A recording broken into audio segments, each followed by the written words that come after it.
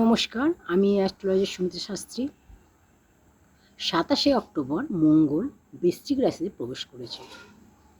বৃশ্চিক রাশি হচ্ছে কালপুরুষের রাশিচক্রে বৃশ্চিক রাশি হচ্ছে অষ্টম ঘর। এই অষ্টম ঘর থেকে আমরা দুর্ঘটনা, অ্যাক্সিডেন্ট এগুলো বিচার করে থাকি।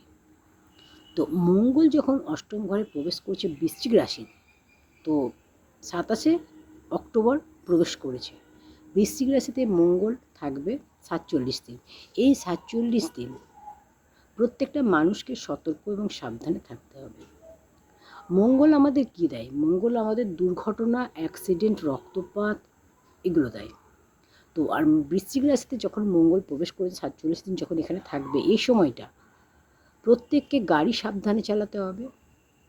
চোট, আঘাত, রক্তপাতের যোগ, অ্যাক্সিডেন্টের যোগ, দুর্ঘটনার যোগ এগুলো রয়েছে। মঙ্গল এইগুলো কিন্তু দেয়। তাই প্রত্যেককে বলবো অবশ্যই সাবধান এবং সচেতন থাকুন।